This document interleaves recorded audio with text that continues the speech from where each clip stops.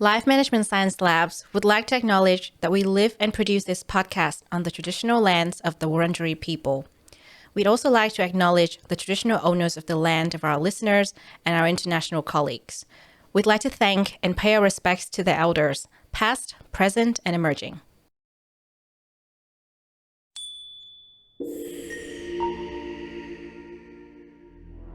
Hello, everyone, and welcome to Doing Well, the Wellbeing Science Insights Podcast produced by LMSL, the Life Management Science Labs.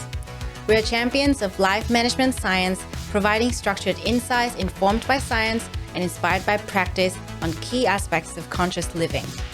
Each week, we bring you scientific and practical insights on each element with the expert knowledge of professionals in the field. I'm your host, Blue Ngo, coming to your ears from Naarm, Melbourne, Australia. Let's learn together. Good afternoon, Cortney. Thank you for joining us. Hello. It's so nice to be here. Yes, we're in the future, by the way. And so good morning from us. And we're so excited to finally make this happen with you. I'm so excited to talk to you today about the topic of self-honesty towards self-acceptance. It's a really interesting topic because I don't think we talk about this very often. And you're the expert. So today we would be very excited to collaborate with you and hopefully spread the message to our audience. And because the podcast is all about well-being, there will be, definitely a touch on well-being and how we factor that into managing our well-being as well. So as we begin, I always like to interview my guests by and introducing them, letting them introduce themselves actually. And so I would love for you to do the same so that the audience can get to know you better. And there you go. Please introduce yourself. My pleasure. Well, my name is Cortney, Dr. Cortney Warren, and I am a clinical psychologist, a board certified clinical psychologist in the United States. My background is all in addictions and eating pathology and relationships. And so I went to graduate school really interested in understanding how to help people heal, as most psychologists or mental health practitioners are focused on, right? We want to help people. And one of the most shocking realizations that I had as I started learning about human nature and how to help people with more severe mental illness heal is that my biggest obstacle to getting them to evolve and change is that they couldn't be honest with themselves. And so that launched some of my work around, which is really centered around what is self-deception? How do you embrace a more honest view of yourself and the world so that you can really make changes that promote your well-being and so that you're living the life you really want to live. That's amazing. Thank you so much, Dr. Cortney. I think with that context, our listeners would be really excited to find out more about self-honesty, which is what you promote very regularly. And in fact, I think because we have each other on LinkedIn, I see your post every now and again, and I really love this topic. So let's dive into the podcast by, first of all, getting to know you a bit better. We have the first section we call Have You Met Dr. Cortney Warren, where we get some of your recommendations about some of the things that you have been enjoying lately. And these might be enjoyed by our audience after this episode. So are you ready? Okay. Yes, I'm ready. Great. Okay. First thing first, what book would you recommend? The most common recommendation that I give to people is called A Man's Search for Meaning by Viktor Frankl. It is a book that I assign to all of my graduate students. It is also a book that I think is profoundly relevant to any human being because it is a story about Viktor Frankl, who was a psychiatrist, a Jewish psychiatrist who ended up in a Nazi concentration camp and survived and ended up creating a platform to understand meaning in life, essentially, where he argued that there is really no inherent meaning in life except the meaning that you give it.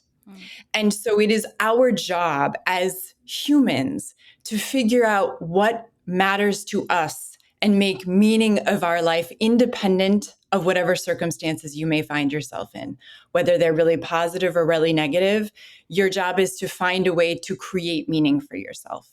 And that is such a profound and provocative message. And it's a phenomenal book. So highly recommended to anyone out there. Absolutely. I really love that recommendation. And in fact, I think I started reading this book, I think about last year. So Oh, 2021. good. Yeah. I had this really invigorating conversation with one of my colleagues, and we talked about what we should read, what we should put on our reading Mhm. list to, go through all the lockdowns, especially because I'm based in Melbourne. We went through 6 lockdowns. And by that point in 2021, it was really tough. But Mhm. we had amazing discussions about the fact that it's not about the situation, it's about what you make of it. And of course, we're still so privileged nowadays to be able to communicate with our loved ones, even just virtually throughout the pandemic. And I think for us, when we started picking up the book and read it, I think for my colleague, it was the second time that she read it. For me, it was the first time. We Mhm. had a really good discussion, and it just put things into perspective. So I Mhm. love your recommendation, and of course, really highly recommend. And perhaps I need to read this again this year Yeah, because it's a new tech each year. You read it, right? always. You always pick up something different. Always Yeah, pick up something new. yeah. Definitely. 100%. Love that.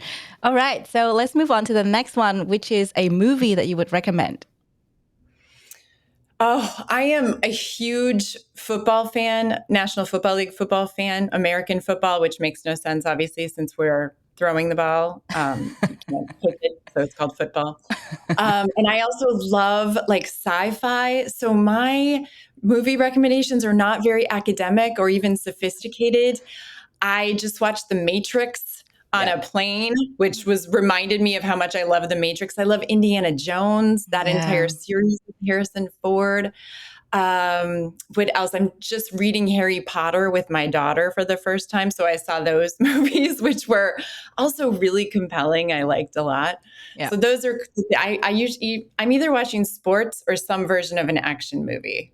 Oh, I love that. Yeah, I especially love your Harry Potter recommendations because I'm a Potterhead. So when you Oh, said Harry you Potter, I'm like, are. yes, really Yes, happy to hear maybe that. I am too. I'm learning. I'm learning about it, but it's such a compelling story. Really interesting. Really Yeah, enjoyed it. absolutely, absolutely. I think, and for me, like this is just a fun fact. Like I've read it about 3 times now, and each Okay. time I see the story differently, and that's how interesting it is for me. Like Mm. especially because I first read it when I was a little kid, of course, and then now that I've grown up, I'm like I still want to read it again, and it's just still great. It's good for all ages. Yeah. Yes, can't argue. Yeah, absolutely. Okay. So this is a must ask on our show. Which podcast would you recommend? Oh my gosh. I really love The Hidden Brain, which Mm, is on National Public Radio here in the United States. yeah. It does a lot of stories on research on the unconscious mind and what drives our behavior in Yeah. ways that we're really not aware of at the time, which you can imagine is right up my alley. I find it completely Yeah. fascinating. Yeah. I'm not surprised to hear that. And I think I've heard the name before. One of my colleagues actually recommended it.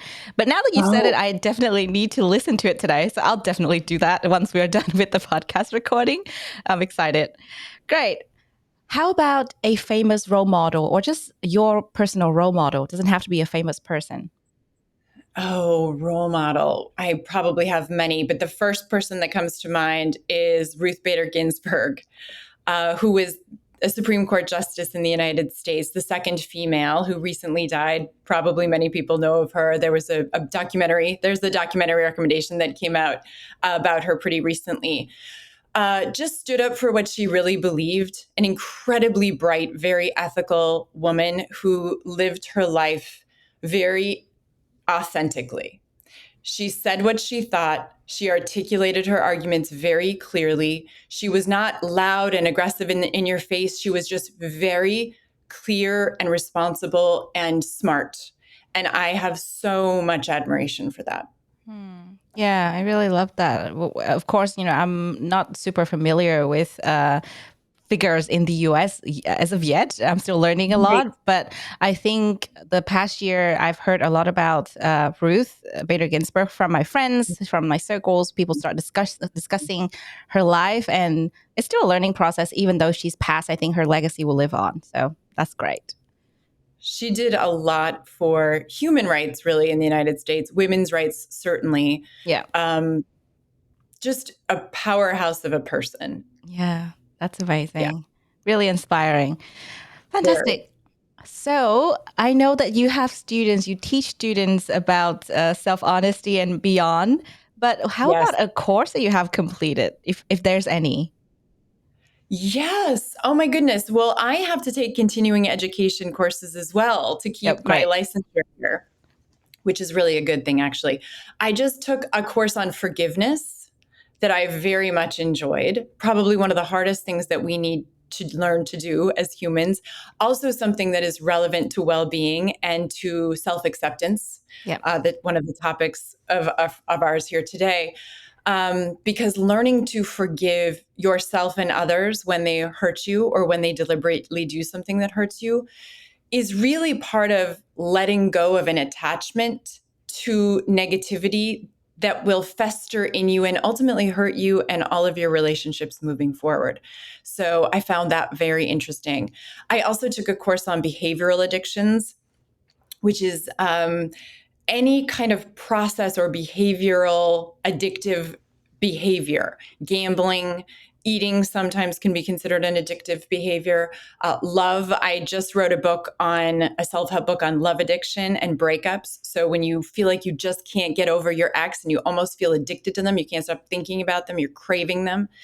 I think this is a topic that we're actually going to end up confronting a lot more in the world moving forward, especially as things are much more online. The idea of internet addiction and pornography addiction, I think, is probably going to be much more in our discussions moving forward about how to manage your own behaviors and how they can look addictive and then what you need to do to overcome them.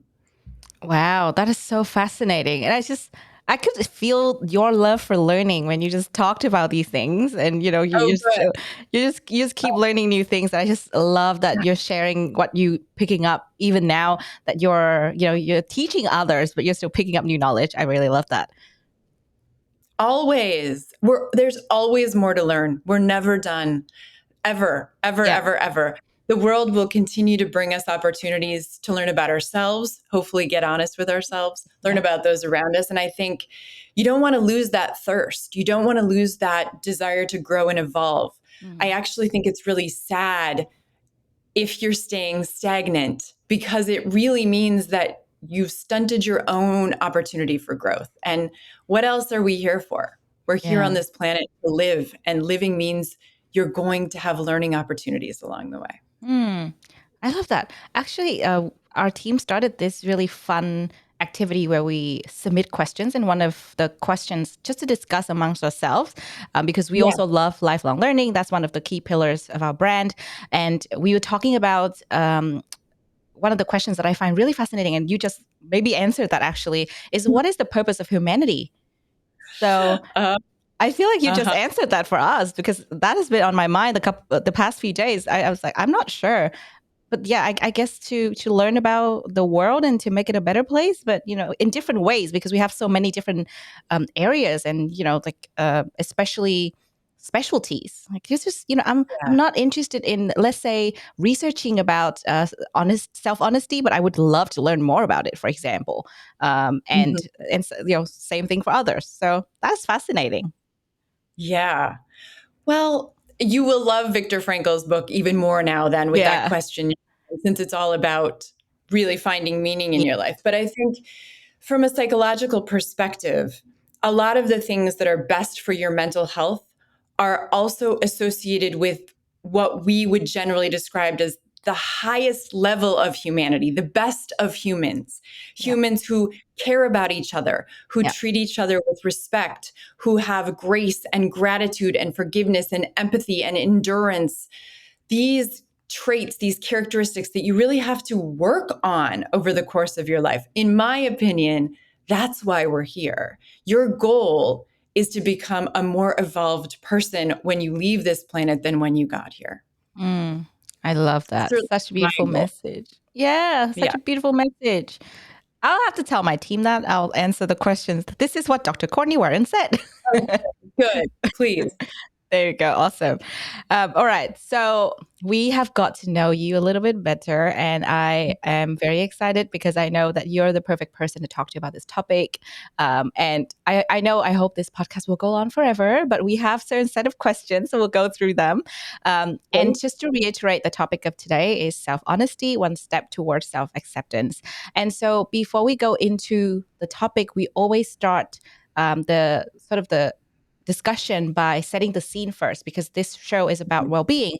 So first of all, to you, Dr. Cortney, what does well-being mean? Well-being is really a sense of spiritual, physical, emotional health. It's existing in the world from a holistic, healthy place. Yep. And that doesn't mean that you're not going to have hardships. It doesn't mean that you're not going to have pain, but it means that you're healthy enough that you can get through it. Mm, that's a really good take on it, because I think we always try to unpack the true meaning of well-being, and because it means different things to different people.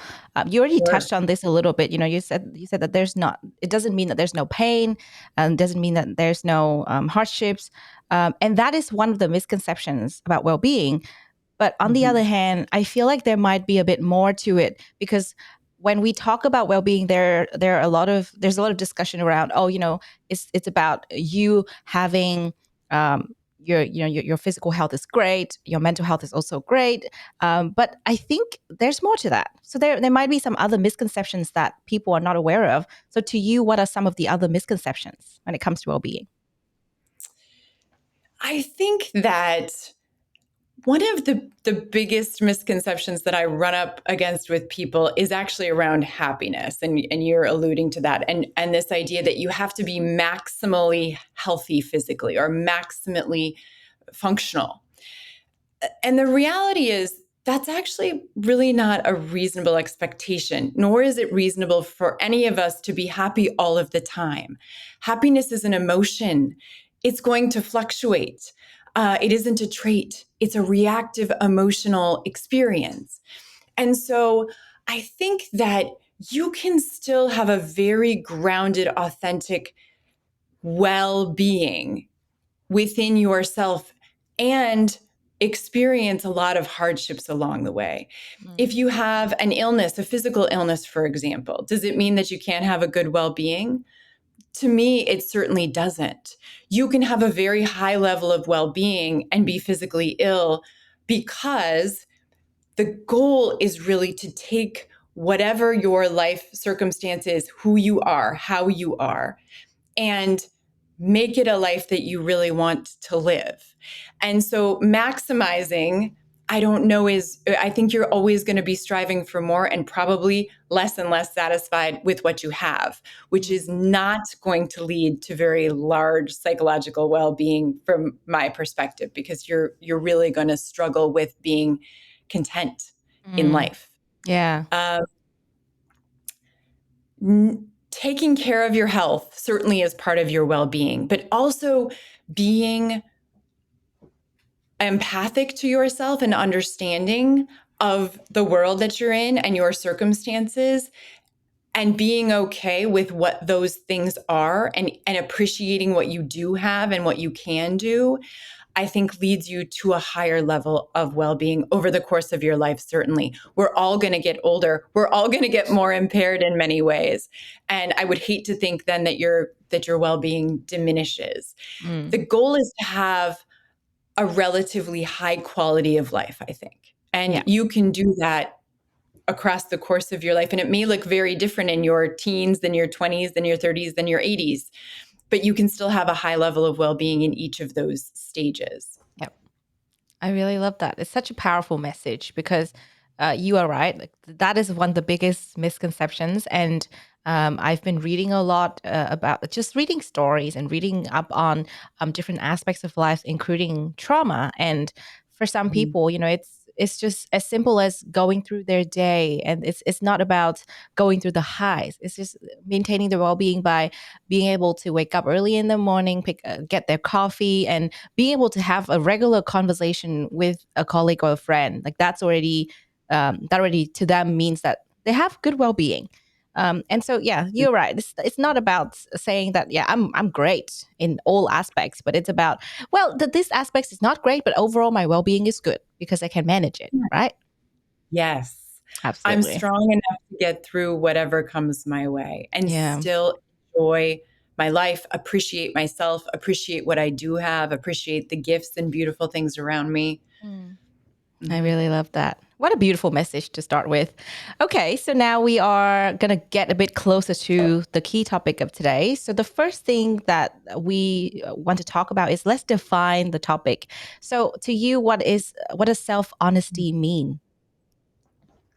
Self-honesty is being able to tolerate the truth as objectively as humanly possible and sitting with it. So when I talk about self-deception, which is the opposite of self-honesty, it's usually characterized either by refusing to believe something that's true. You just absolutely cannot handle it. So you will create an alternative reality that you can handle. Or believing something that's objectively false. You create an alternate reality that absolutely is not true, but you believe it's true and you dig your heels in and you're not going to change your mind. We Yeah. humans are excellent at doing both of those things.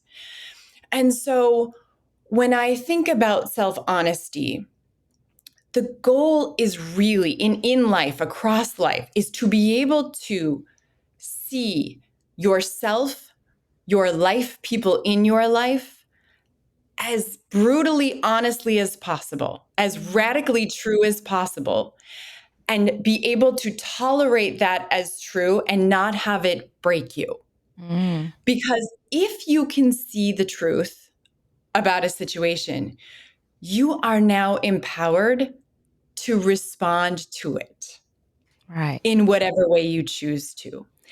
Until I can get you to see reality, however, I can't help you change in healthy ways because you will stay mired in your self-deceptive reality. And it's probably going to feel better because it's protective. It keeps you from acknowledging things that are scary and painful and everything that you want to shut out. I don't want to think about death. I don't want to think about that I am jealous. I don't want to think about that my, father is not speaking to me nicely, or I had this really difficult childhood experience that I'm just going to push it away. Easier to push it away. But you can't really push it away. It's going to come out because it's a part of you and your experience.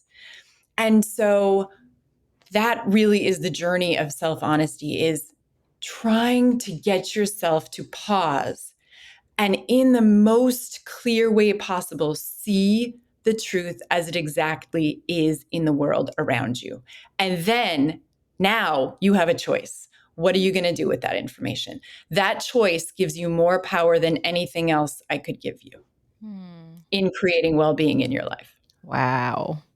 I need to take a moment to digest that. That's an amazing way to start this conversation, because what I have found is I think this is one aspect of communication of our lives, right? One is we are honest in conversations with other, and now we're getting to the next level, which is honest in conversations with ourselves. That's what I'm hearing, because because it's not just about um, talking about yourself with others in a way that you're embracing yourself, but this is one level deeper, because you're the only one that knows this.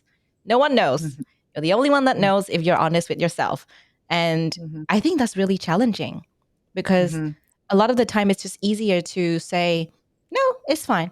This is fine. I'm great. But in reality, I have found, especially for me, when it's really tough, I would just sit down with myself. And in the past, it was really uncomfortable to say, this is not great. You need to somehow work on this.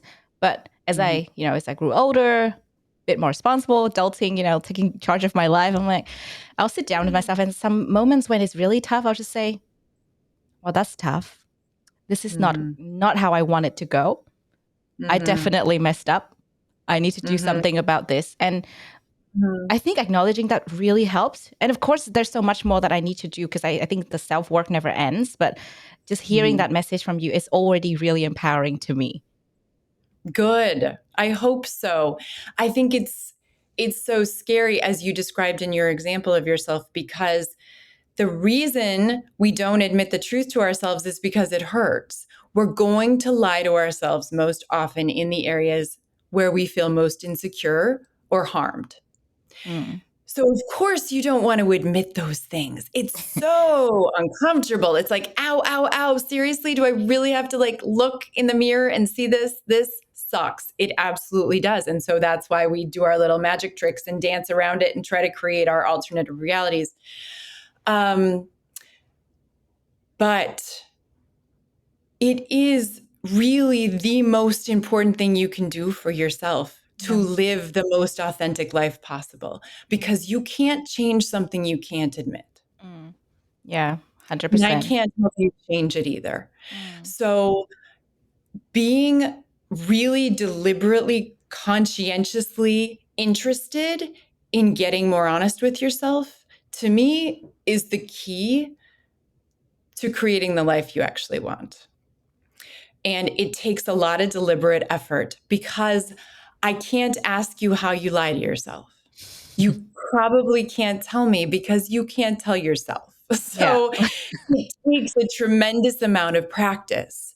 It takes a lot of awareness. It takes a lot of pausing. And I know we're going to get to, some skills that people can practice a little bit later, but it takes a strong desire to want to do it. It's not going to happen by accident. Wow. Yes, totally. That just reminds me how much more work I need to do. It's not going to be easy, but you know what? It's worth it. And like you said, it's all about getting deep within yourself to really unpack it, because you cannot help me. I cannot help my friend. We all need to do this by ourselves. So today we're here to understand how to do that. And so I'm excited, because this is going to be really hard. And while I'm having this conversation with you, internally in my head, I'm debating about the things that I'm not honest with myself about. And then, I'll probably have to do some work on that a bit later after this chat, because I want to be here with you now. Let's move on and continue to talk about this a bit more. So we've talked about self-honesty. You've described it to us about how challenging it's going to be, and about how we are the only ones that can do that. One of the factors that we also want to touch on today is obviously self-acceptance, as we mentioned earlier. So we want to do that because there's definitely a correlation between self-honesty and self-acceptance. So in the next part, I would love for you to help us define self-acceptance. What does it mean? It's really a fundamental appreciation for who you are and your value as a person. And the reason these two constructs are so important to talk about together is that the more honest with yourself you are, the more you're going to have to admit some things that are pretty ugly about you, about your relationships, about your upbringing, about whatever it is. And that can really give your self-acceptance a hit, right? Because it can really target that self-esteem. Like your self-esteem, even just for a millisecond after you admit some of these things about yourself, will go, oh, that hurts. I feel bad. I feel worse about myself. The flip side of that, though, is that the more you esteem yourself, the better you feel about who you are as a person. The more self-acceptance you have, the easier it's going to be for you to tell the truth, because you're going to be able to see these things about yourself without having such a strong, dramatic reaction to them.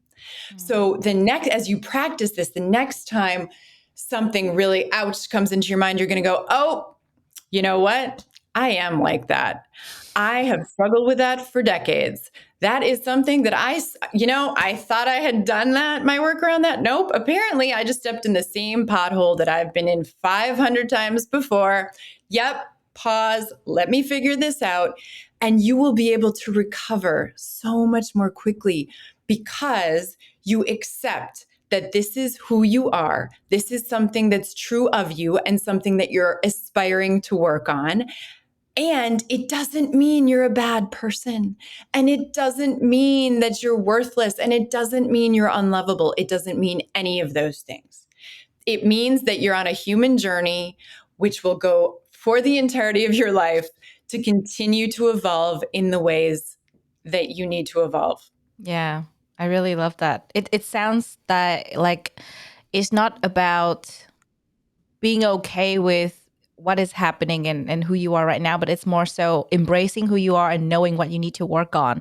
Because I think there might be a misconception that, you know what, it is self acceptance, it is very important. So I'm just going to do whatever. And I'll just say, you know what, that's fine. Like I do this bad thing and that's okay. I accept myself. It's not about that. It's more so I accept myself as I am. And I know that was a bad thing that I did. I'm going to work on that. So yeah, that is what I'm learning from this. Yes. And you're highlighting another misconception, I would say, about self-acceptance and about forgiveness. Actually, they're related, which I think a lot of people think that accepting yourself or forgiving someone means that you approve of the behavior. So accepting myself means that I have to approve of everything I do, or I have to forgive these inappropriate, horrendous behaviors that someone else is doing. That is not true. That is not self-acceptance.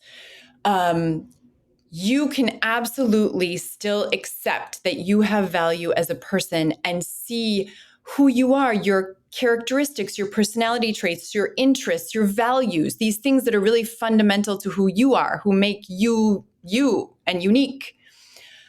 That does not mean that you get out of bad behaviors unscathed. You are always responsible for how you choose to act in this life. Always. There is absolutely no way that anybody's coming into my office and having anything other than that reality be true. So when that happens, the goal of self-acceptance is more about, I see that I have a tendency to do this. I acted this way and I really feel badly about it. It really wasn't okay. I hurt my friend. I hurt my family. I hurt myself. The self-acceptance part is being able to see that it's true, the self-honesty, and say, and I care about myself enough and I care about other people enough that I am going to work on this so I don't continue doing the same thing again. Yeah, that is really powerful. But I actually think it's hard. It's really challenging because, of course, we are better at noticing things about others than we notice things about ourselves sometimes. And it starts Yes. with self awareness, which is another construct that we want to mention, right? Yes, And always. I think I want to hear your thoughts on this, but I find that for self awareness to be helpful, it takes a lot of self work. And sometimes we want to be aware of how we behave. We want to understand exactly what it is in the context of our interactions with others. And to have that self honesty, we need to really unpack what happened, if our behavior was wrong or right. And I feel like these constructs are all interrelated, but there's definitely more to it because as much as we do our self work in a situation, we can only be as objective as we try to be. And then there will be, other people's feedback and opinions to help us understand it better. Because again, we are still somehow will have certain biases. Somehow we'll have a way of thinking that is more subjective than objective. And so I really want to ask you to help us understand the three constructs and how we can do some more self-work and get there, because we might not be that self-awareness. We might say, actually, I'm great, without realizing there are some areas that we need to work on and that deceive ourselves from being honest in the first place. So self-awareness, self-honesty, and self-acceptance. Let's talk about these three constructs and their relationships. Let's do it. I preach a lot about self-awareness, and I actually have 3 A's. I call them the 3 A's of authenticity: Yep. awareness, assessment, and action. Awareness, assessment, and action, Yep. which is really the process that I use to help people start to become more self-honest. And when you start focusing on self-awareness, what I would recommend is that you actively attempt to be as objective as possible. Detach from yourself. Imagine that you were talking to a friend who is you. As soon as you have any emotional reaction to anything in your life, pause. Pause what you're doing. Stop. Don't do anything. Pause and say, what is this reaction that I'm having? And what does it say about me? What does my reaction reflect in me that I can't see? Because usually when we have an emotional reaction in our lives, we point the finger out there and we say, well, this happened and that happened and she and he and blah, blah, blah. I don't care about any of that. What I want you to practice and what I practice, what I want all of us to practice is, what does my reaction to this situation say about me? And as soon as I notice it and I say, oh, maybe it says that I'm uncomfortable. Maybe it says that I'm insecure. Maybe it says that I'm feeling sensitive. Then you go to step 2, which is assessment, which is, where is this coming from? Why are you feeling that way right now? Is the situation triggering something in you from your childhood? Is it unresolved baggage? Is it specific to the present moment where you're in an argument with someone where you disagree? Does it make you feel stupid? Does it make you feel less close to them? What is it about you that is causing this to emerge? That's the deeper dive. And you can take that deep dive very, very deep. And I would recommend always a very good therapist to help you do it, because oftentimes unpacking our self-deceptive tendencies really does require an objective observer to say, you know what? Can I just hold up a mirror for you for just a moment in a loving, compassionate, safe way and say, this is what I'm seeing. This is what I'm noticing in you. Do you see that in you? Let's try to figure out where this is coming from. Where is this reaction coming from? Why are you having this emotion? Or why are you having that thinking pattern? Or why are you having that behavior? And then the third step, of course, is action. Action. Because understanding yourself is not enough to change. When you realize that you're having a reaction to something that's a result of you, now you're at a choice point. What are you going to do with this information? And inaction is a choice. If you learn something about yourself and you choose to do nothing, psychologically, it's going to hurt you more, because now you know better. You're no longer in the dark. You're not in the self-deceptive muck anymore. You are now very aware of how you're acting or how you're thinking or what you're doing, and you're choosing not to change. That is on you, and it will hurt you. So awareness, assessment, and action. The more you do that over the course of every day of your life, the more self-honest you're going to be.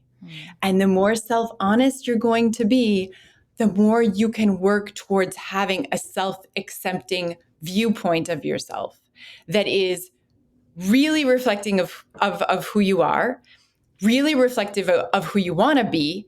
And then you take steps to get yourself to the person you're aspiring to.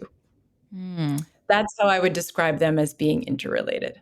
Yeah, that's really amazing. And I really love the 3 A's that you mentioned. It's really practical and applies in different situations. So awareness, assessment, and action. But I think one of the things that I would notice from the description that you just mentioned about these 3 areas would be pausing is extremely challenging, because we're in the heat of the moment. All we want is just to get it out of our system, at least for me. You know, if I'm in the heat of the moment and I have a really heated discussion, I just want to get it out of my system. And the last thing I want to do is to pause and observe how I was reacting to the situation. So I guess, yeah, if it helps, then it's to bear in mind that we can take pauses. It's not about reacting all the times or, you know, acting all the times as well. Like that is something that I'm trying to learn a lot these days. And because in the past, I used to think if there's a situation, I need to act straight away. I need to react to it straight away. But now, with time, with a lot of reading and self work, I've realized that if something is really bothering me, I am allowed to take a moment, whether it be in a situation where I'm by myself. And because, you know, a lot of our activities are virtual nowadays, right? So if I'm seeing something from someone that I know or from an interaction online, and I'm like, I want to react to this. This doesn't make me happy at all. Then now I'm actually better at just pausing and looking at it objectively and say, okay, I'm feeling a bit sad because I was expecting much more than this. But you know what? That's just my expectation. I need to work on that. And I find it to be helpful for me. And I feel like it's something related to what you're talking about. So I feel like I'm going into the right direction. It sounds like you are. Yeah. You know, I use a lot of self-disclosure when I talk about self-deception for a few reasons. But one of them is just to be sure that everybody understands that I am not immune, whether I'm a doctor or a, you know, car dealer or a, I don't know, any occupation. None of us are immune. I'm a human being first. Yeah. And I gave a TED talk a number of years ago on self-deception. And I used myself in romantic relationships as an experience because I struggled so much in my romantic relationships as a child or as an adolescent through my 20s. And in my clients and in patients that I worked with over the years, romantic relationships are one of the main reasons people end up in therapy, as you might imagine, because they're so foundational, they're so important, but they're also so hard because they bring out a large chunk of our insecurities. Yeah. So a really common example that I give to people is I remember the first person I fell in love with. We dated for a while, and there was one night, and he literally just said to me, I'm going out with my friends. I'll see you later. And I went inside. Yeah. Like, oh my gosh. And he left, and I had to pause because there was nothing in the situation that made any sense that would produce my reaction.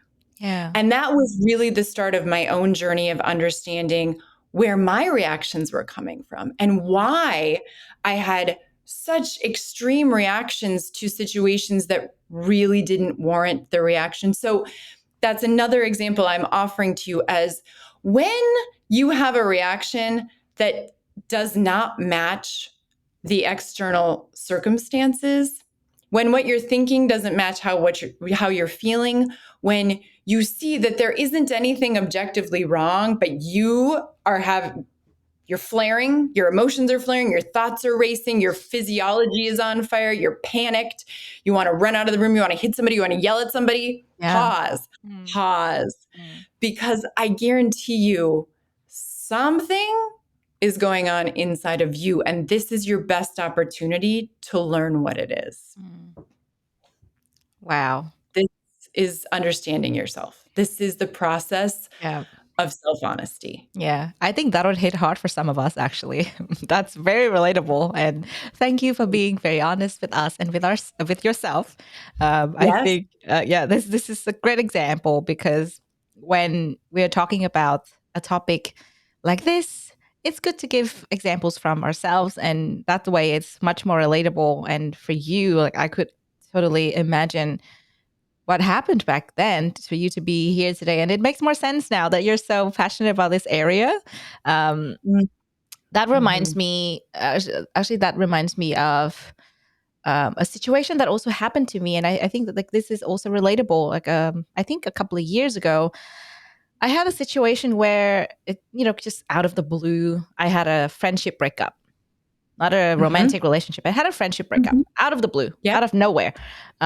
And one of my best friends just randomly said, I don't want to be your friend anymore. Mm-hmm. And of course, there's a backstory to it, which I'm not going to bore you with, but Mm-hmm. it was hard for me because friendships to me is just second after family, even before Mm-hmm. romantic relationships. So my friends are really important to me. And I didn't Mm-hmm. understand why, because I always go out of my way to talk to my friends, to help them, to be there for them. And this happened. Mm-hmm. And in the past, had it been a couple of years prior, I probably would have imploded and exploded at the same time.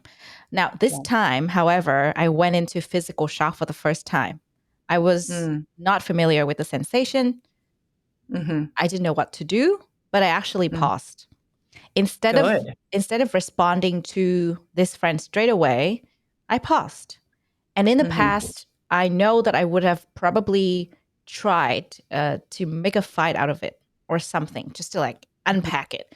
But when I look at Mm-hmm. the situation in its wholeness, I knew that, you know what, there's nothing to do anymore, because Mm-hmm. if it's like so, if it has been ended by this one side, one party, there's no Mm-hmm. point in me trying to, first of all, hurt myself even further.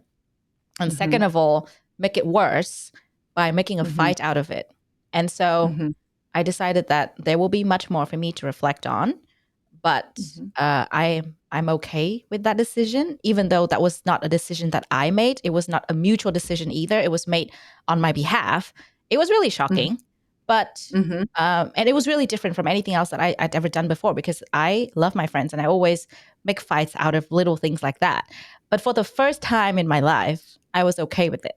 And it made sense to me as well. The whole situation made sense to me. For the first time in my life, I was pausing, I think, for probably for an hour or so, and then responding with the most loving message I could and just wish them all the best. And I think for me, that was a step towards self honesty, self acceptance, and even self awareness, because I understood the situation. I understood what I Mm-hmm. did. And of course, there were things that I did wrong. I was not Mm-hmm. fully in the right. There were things that Sure. were wrong towards me as well. But you know what? It happened. And that's one of the things about life. And I accepted that fully because I accepted myself. So there's another example. That sounds like a fantastic example. And it sounds certainly like you were doing the self assessment and pausing and figuring out, how am I going to respond? Who do I want to be in my response? And it Yeah. sounds like you want to be loving and Yeah. caring, Yeah. because that's how we want to be at our best selves, right? How Yeah. can we be our best selves? Yeah. It sounds like you did that, which is Thanks. amazing. And then you step away and now you have time to process more deeply on your own. Yeah. Okay, what does this say about me? How did I contribute to the relationship not working? Yeah. What do I need to learn about myself so that I don't do this in the future? Or maybe this actually was exactly what needed to happen because we weren't compatible anymore in some way, Exactly. right? Yeah. Unpacking 100%. all of that. That's exactly what happened. And I'm happy to report that it all made sense. It still Mm-hmm. makes sense now, and it's absolutely okay how it happened. It had to happen. And yeah, I could just sit there and wallow. I could just do You could. nothing. That's a choice, by the way. Yeah, but I didn't. And That's right. yeah, I think that just helps me to appreciate my other great friends even more, and do some more self work on that area. And I find that I think this would be relatable to a lot of people, because when I was finally okay enough to talk about this with others, I've Mm-hmm. actually started to hear very similar stories. Mm-hmm. And yeah, I think for us, we all had different reactions when it came to the similar situation. But having that level of self awareness and, like you said, pausing to assess. When I notice that, I know that it's kind of like a level up in my adulting journey, because I'm like, I'm adulting now, probably. I'm not, like a teenager that's kind of like mad about the fact that my friend's not my friend anymore. So Mm-hmm. yeah, to me, it's a really one step for myself in the right direction. And that probably has led me to be here. So I'm not complaining, talking to Dr. Cortney. There you go. Absolutely. Congratulations. Thank you. Definitely give yourself credit when you realize you do it. That also goes a long way towards the self acceptance, right? Yeah. Where you get to give yourself credit when you practice doing it differently, and it's Yeah. healthier for you. It's Yeah. healthier for everybody around you. Yeah. 100%. It was definitely a journey. It's like, especially when we're talking about well-being, it's not an easy journey. There will be there has been lots of ups and downs, but overall I can say, it's been good for my well-being. And also I think one of the factors, I want to build on this story to go to the next point, which is when I went on this journey, I realized that I was wrong in certain areas as well. And I accepted that. And I was honest with myself about the fact that, yep, there were things that were wrong there that I did. And in that situation, I had self-honesty. Yeah. But I could only imagine what would have happened had it not been there. And I think you said earlier that the opposite of self-honesty is self-deception. So what would be the consequence of a lack of self-honesty? Or in other words, what would be the consequences of purely living in self-deception? Well, there are a couple of massive ones. The first one is you're going to thwart your own growth. So you're going to hurt yourself in the wrong one, because let's say you couldn't acknowledge parts of you were contributing to this relationship. Probably what you would do is be very bitter and angry and continue to blame the other person, or characterize them as a horrible person, or some version of it that allows you to not look at yourself, right? So it will hurt you. It will harm you if you can't be honest with yourself, because you can't make deliberate choices based in reality. It will also harm your relationships, because if you can't see how you're contributing to the world, to your experience of the world, which includes your relationships, you will pass along all of your self-deceptive lies through your behaviors and your feelings and your ways of being in the world. And you can do a lot of damage that way also. Both of those put together, I will always say that I think the overarching consequence of self-deception is you will have a lot of regret. Because in the moments where you actually do get it, or you hit rock bottom, or something in your life absolutely falls apart, which is going to happen to all of us at some point, you will look back and say, I knew better and I didn't do it. Yeah. And if you damaged your relationship with your friends, with your children, with your colleagues, with your family, with your job, financially, you got in trouble with the law, you name it. At some point, you will have to look at yourself in the mirror and say, and I am partially responsible for this. And that sucks, because you can't change the past. You can learn to see the past differently. You can learn from the past. But if you're not honestly making choices based in reality, you can do a lot of damage that will ultimately lead you to regret your choices. Yeah. I totally agree with that. I think it's hard to even understand the consequences that you just mentioned, but we all need to keep that in the back of our minds when we make our daily choices, right? Because it's definitely going to be interrelated. You're going to make some decisions, or you're going to act on certain things without self-awareness, self-honesty, and that will create those consequences that you just mentioned. I think one of the main things nowadays, especially in the age of social media on this topic, we're talking about self-acceptance. There's this very big topic of body image. We're going into a little bit of a different direction, but I think this is interesting because body image is something that a lot of people struggle with. And this applies to all age group, all genders. And for me, I feel like it's definitely has there's a correlation between the body image that we struggle with and also self-acceptance.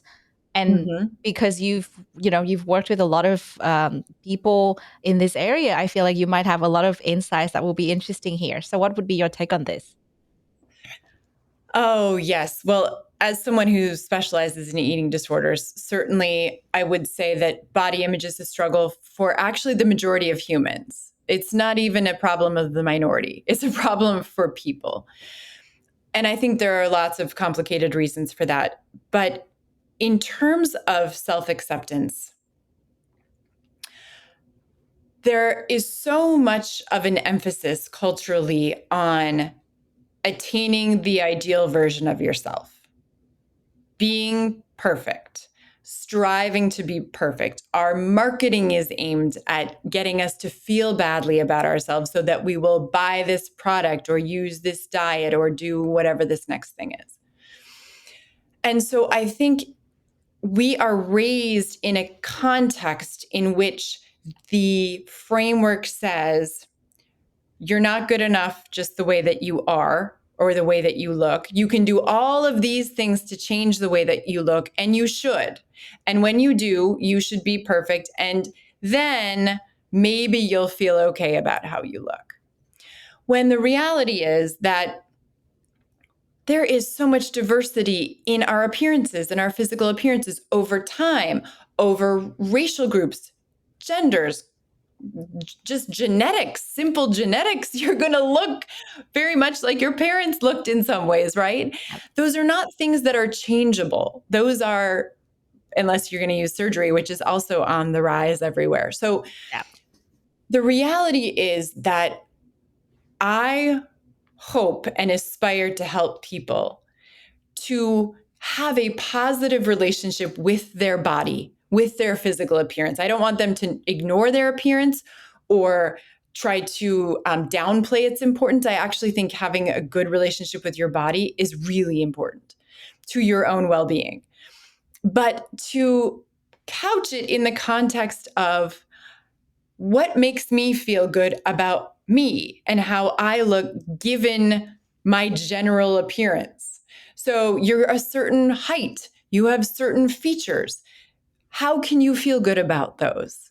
And so, again, trying to turn it on yourself and say, I'm not aspiring to that ideal. I'm not trying to be 18 when I'm 45, for example. I'm not doing that. I Yeah. am saying, this is me.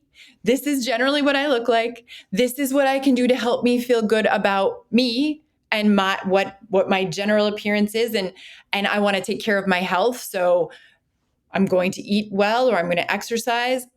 And that makes me feel good. Mm. And you try to do that over the course of your life, every day of your life. Mm. Yeah, that is also very important because in the previous part, we mentioned about our internal battles, about, like how we react to situations, how we communicate with others. And now we're Mhm. touching on another aspect, which is our physical appearance. And you're so right. It's we are different, and that's how we're supposed to be. We're not supposed to be a model or look like the exact model that you see. And I know a lot of people go through surgery because they want to look a certain way, and I respect their choices. However, Mhm. I do agree with you in saying that it's so important that we accept ourselves as we are, Mhm. appearance inclusive.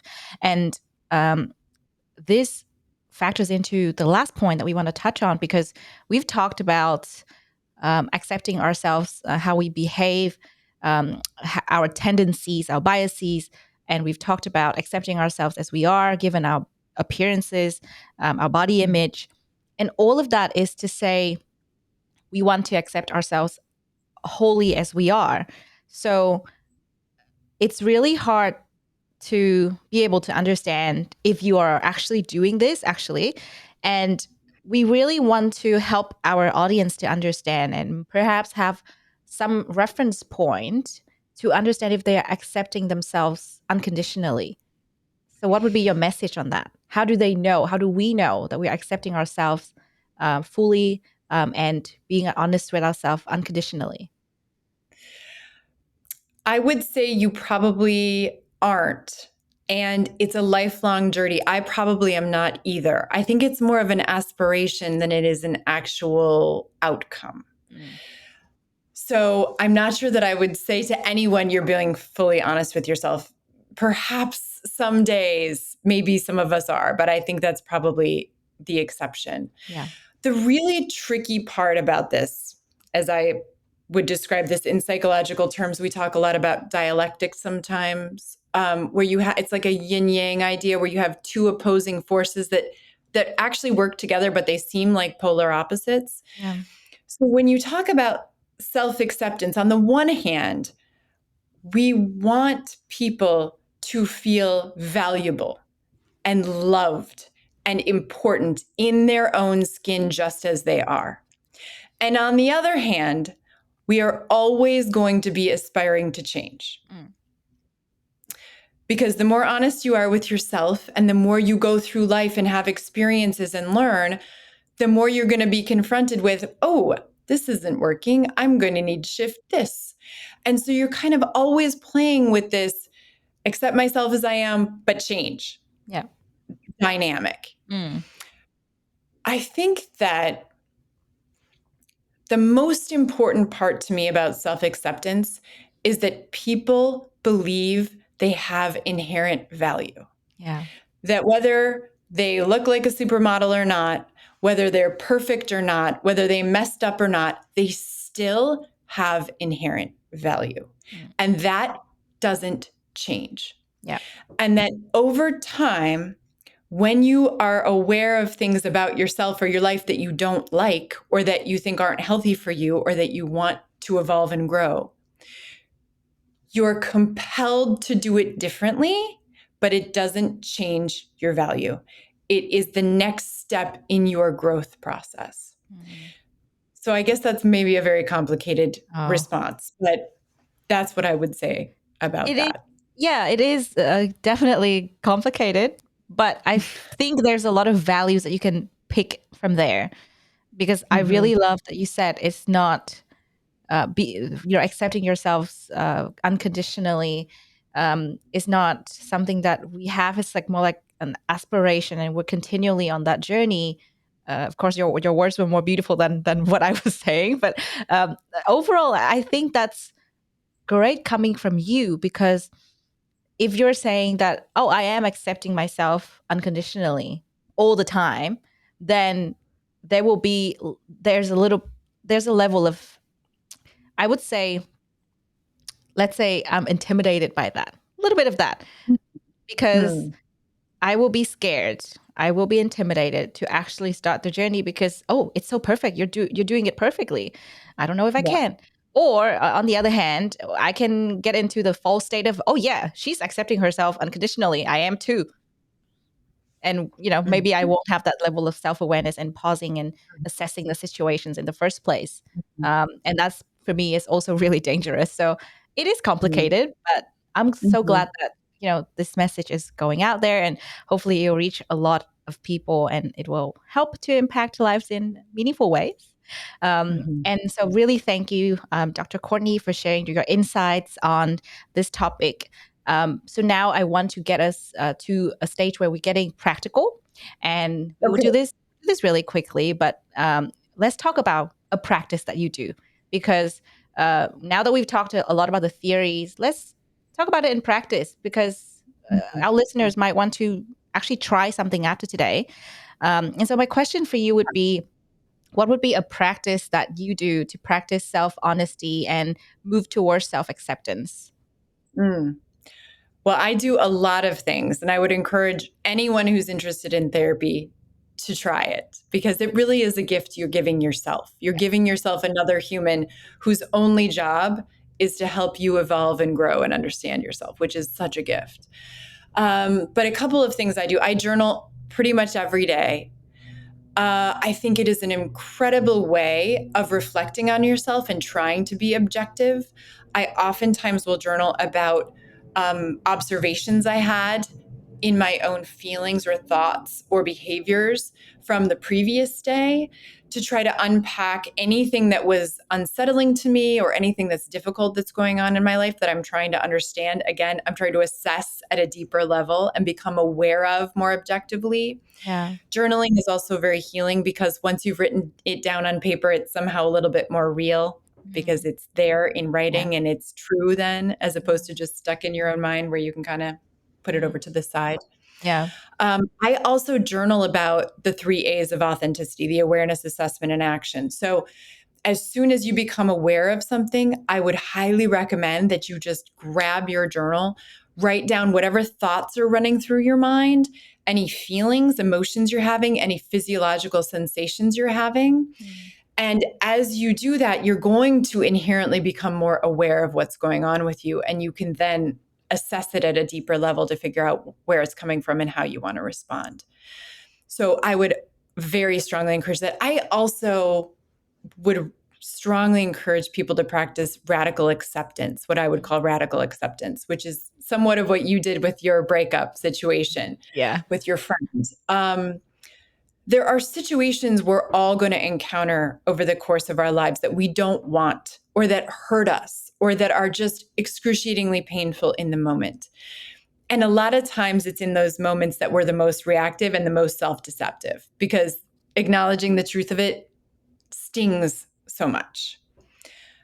Yet, the more you can come to a place where you say, this is what's happening, and see it for exactly as it is, you are essentially exposing yourself to it and removing the power from it over time, so that eventually you'll be able to say it and see it just like you talked about it now, without having the sting anymore. Yeah. And so I highly encourage people to practice that. If there's something that you just can't quite get over, that's just anytime you think about it, you still bristle or it still hurts you, try to sit down and literally confront it head on. Say, this is exactly what happened. Wow. Okay.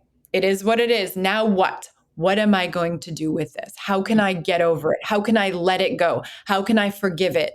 How can I detach from the energy of it so it doesn't weigh me down and harm me in my current life? Because if it does, I guarantee you, you'll pass it on to everyone around you in ways that you can't see and don't understand until it's too late. And then you have a whole bunch of regret because you'll harm those other relationships and yourself in the process. Yeah. So journaling, radical acceptance, doing the 3 A's in your journal. And therapy. Really And awesome. therapy. Yeah. Always. Yeah. Yes. Yeah. So that's a mix, and it's a great combination of different practices. So I want to hone in on one that is probably both easy and hard for people, which is radical acceptance. You mentioned how good it is for you to have it in your life and how you would practice it. But let's recap then. So say I'm practicing radical acceptance. What would be the 3 good things that I'll get out of this practice? Well, you're going to get more honest with yourself. Right? You're going to grow your self-esteem Yep. because you're going to get stronger, because you're going to be able to tolerate the truth Yep. without making up any other realities about it. Yep. And you're going to make better choices Yep. in response because you see it exactly as it is. Even if it hurts so much in that moment, eventually you're going to say, this is what it is. My spouse cheated on me. My friend broke up with me. I lost my job. My parent died. You name it. I got in a car accident. I have a DUI. Yep. Here it is. This sucks. This hurts, but it doesn't change the truth to modify it in your own mind. So if you can confront it and see it exactly as it is right in front of you and learn to tolerate it, over time, it won't affect you anymore. Yep. You'll see it and you'll say, yep, that totally happened. I learned a lot. Yeah. It was really painful at the time, but Yeah. actually here are the gifts that I got from it. Yeah. I learned that I'm a lot stronger than I thought I was. I learned that I actually really am kind of dysfunctional in my relationships with people, and here's why, and here's how it manifests, and here's how it hurts me. Yeah. And you'll come up with this wonderful gift of these experiences that won't weigh you down as you move forward. Yeah. Thank you. Great recap. And I would imagine for most of us, this might be really new. So there will be challenges. So what would be 3 challenges that we should be aware of once we've started to practice radical acceptance? Oh boy, you're going to have to make some changes in your life. Yeah. The biggest challenge, I think, for people when they say, no, Dr. Cortney, I want to know myself better. I want to understand myself better. I want to feel better about who I am as a person. And I'll say, okay, here we go. Let's dive in. And then they say, oh, wow, okay, well, if this is true, then this is also true. Then this is also true. Then maybe I have to quit my job. And I say, yeah, maybe you do. Maybe I have to break up with this person. Yeah, maybe you do. Maybe they're not good. Maybe I have to set better boundaries with this friend or with my parents, or maybe I can't really be in this social group anymore. Maybe I can't drink anymore. Yeah. Yeah, Yeah.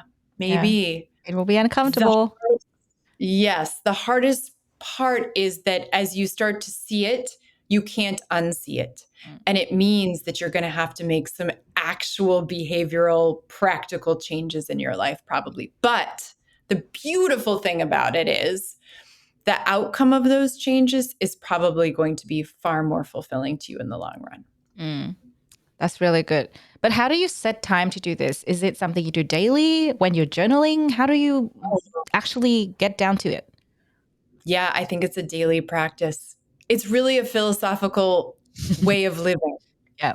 Do you want to be a conscious human?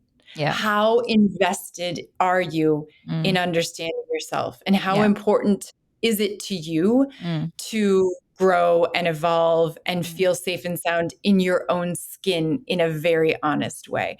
And if that's important to you, it's a daily practice. Yeah. It's not something that everybody's going to want to do. And I don't mean this in any disrespectful way, but it's too hard for a lot of people. And they will do it when they're in crisis because they don't have a choice because they're in so much pain. And then they will soon revert back to the bubble because it's more comfortable. Yeah, so true. It will be hard, but it will be worth it. That's the message. That is my strong belief. Yeah. Yes, it's hard and worth it, but it does get easier. I should absolutely say the more you practice, the easier it gets Yeah. because Yeah. you know yourself and you'll feel stronger. You'll be stronger. Yeah, absolutely. So, Dr. Courtney, I'm curious because we have different age groups, and with different level of maturity, this will come a bit easier than others. Who Yes. would you recommend this practice to? Anyone, any ages. I do this with my kids who are from the time they could figure out their reactions. Like, oh, you're having a reaction right now. Let's pause. Yeah. Let's pause. What is it that you're feeling? What is it that you're thinking? Let's see if that's accurate. What evidence do you have that that thought is true? It seems a little suspect to me. Let's see if we can reframe this in a way that's more self reflective of reality and that will help you move forward feeling better about yourself and your Yeah. life and your choices. Yeah. I think you can do a version of it with any age, really anyone who's interested. Wow. Yes. And I love the example that you gave about your kids. I think a lot of parents will definitely pick this up straight away and try it with their kids in a fun way, perhaps, to kind of Oh, instill this in them from a really young age, because if so, they'll grow up to be really healthy adults. And that's the goal. yes. And Amazing. sometimes I'll laugh at you. My daughter is 9, and sometimes she'll come to me after she has a meltdown or a reaction. She'll say, Mom, I don't even know what was going through my mind. I don't even know what happened right there. Like, okay, yeah. And then she recovers and Yeah. then she moves forward. Yeah. Oh, she's lucky to have a mom that's, this is mom's specialty. Let me help and laugh together and have fun out of it. Yes. Great. So thank you so much, Dr. Courtney, for sharing about your own practice and being so honest with us, honest with, and I'm pretty sure you're practicing self-honesty right there. So now we want to get you to answer some questions from our audience. And I think these questions might cover some of the things that we mentioned before, but if you can dive a bit more into the questions, it'll be great. There are 2 questions today. So the first question is, how should I encourage myself to be honest with myself? How should you encourage yourself to be honest with yourself? Yeah. Hmm. How do we go You about know, that?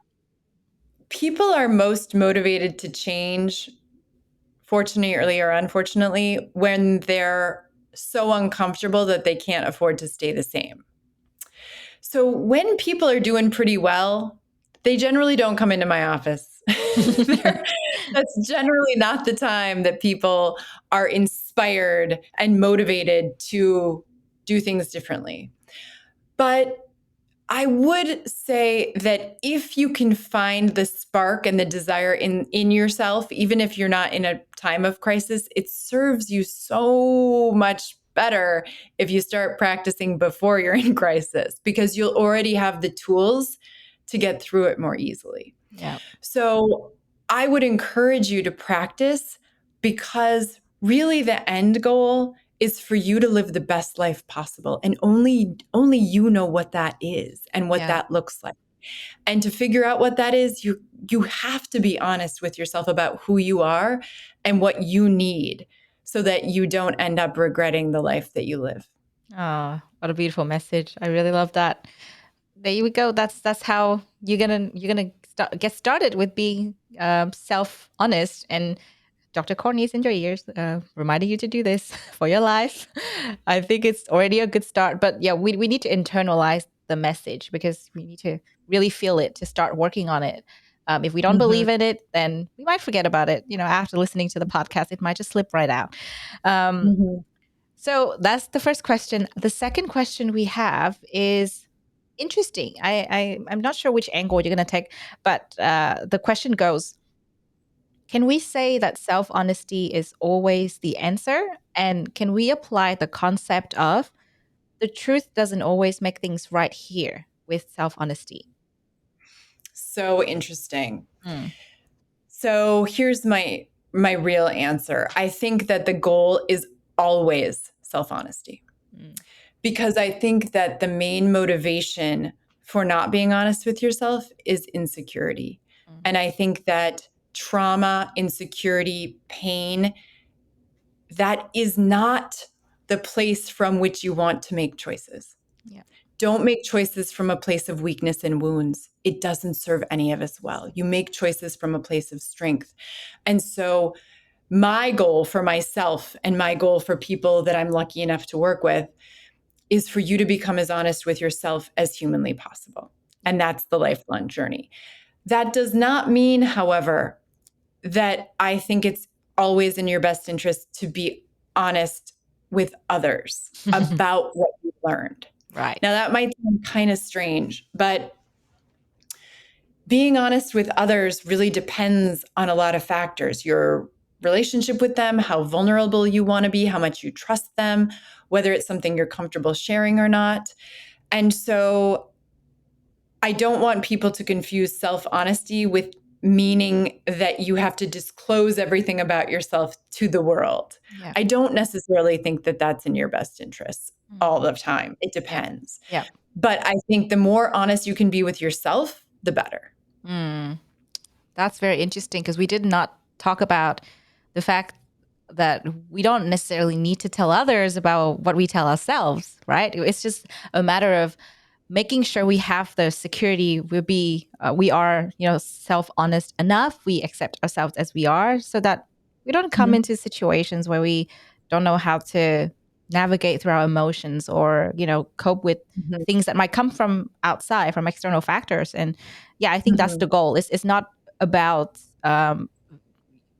going around and broadcasting your message, but it's more so building yourself up as a person that you're proud of, the person that you want to be, and be secure enough so that whatever comes your way, you can deal with the situation. So yeah, I think that's a great way to answer this question. And I find this question to be very interesting. I didn't know what was going to come out of it, because I was like, I don't know how I'm going to answer this. Yes. Yeah. I also better be sure to say that doesn't mean that I think you should lie. Yeah, of course. I do not think you should lie to other people. But just because you acknowledge something is true for yourself does not mean that you have to share it. Yeah. That's what I mean. Yeah. Yeah. Thank you so much for clarifying, Dr. Cortney. And finally, before we let you go, we would love for you to spread a message. I know we've talked a lot about self-honesty, self-acceptance. We've talked about the 3 A's today. We've got a lot of practical tips that we can take away. And I really appreciate that you mentioned radical acceptance. And I will definitely try and do this in my daily journal as well. But what about something else that you might be passionate about? This is open mic. You can talk about anything you want. There's your platform. What would you like our audience to know or to embrace? So I just wrote a book on breakups and love addiction, as I said earlier. Yep.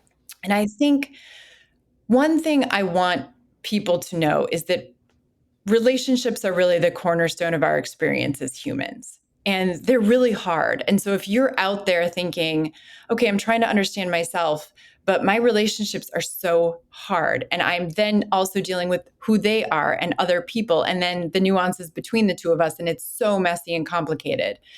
I want to say to you, yes. The answer is yes, it completely is. Relationships, whether they're romantic or not, are very challenging because you're confronted with yourself in a different way while you're negotiating who they are as they try to figure out who they are and confront themselves, and then how you communicate that to each other.